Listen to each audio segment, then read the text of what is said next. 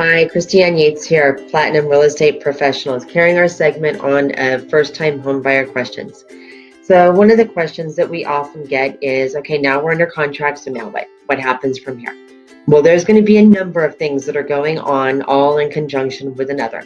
So one of the things, first of all, you should have already at this point had your earnest money deposit brought into the escrow company, wired into them, however you were making that deposit.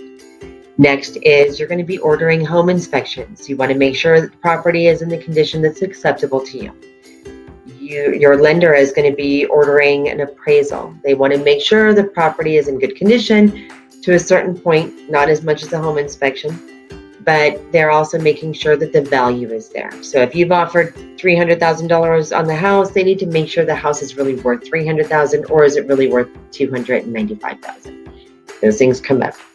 Now, the other thing is going to be the title company is going to be a title search, and that's going to check to see what kind of liens, judgments are on the property, but they're also checking to see what kind of liens and judgments are against you, the buyer, and the seller, just to make sure that there's nothing that's going to affect the ownership of your property or the lien position of your lender whenever you close escrow.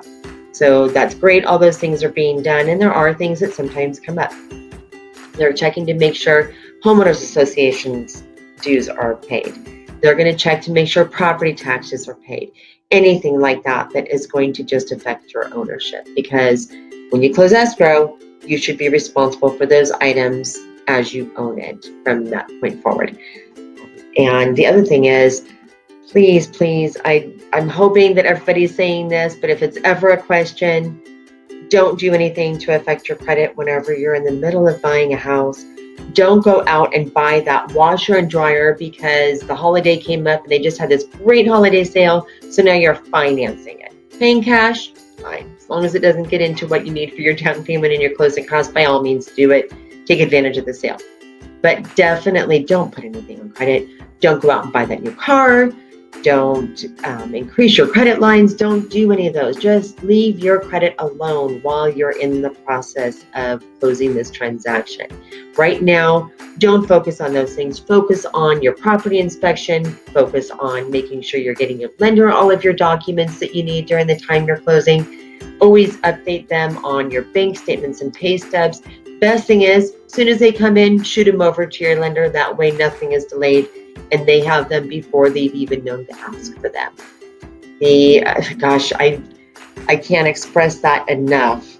So at any time, if you ever have any questions, please feel free to reach out to me. If you're already working with a realtor, absolutely reach out to them. But definitely, beyond anything, don't go along the transaction with having questions not asked. If you have something you're not sure about, absolutely ask away.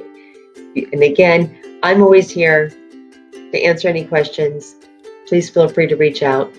I appreciate your time watching the video, and bye for now.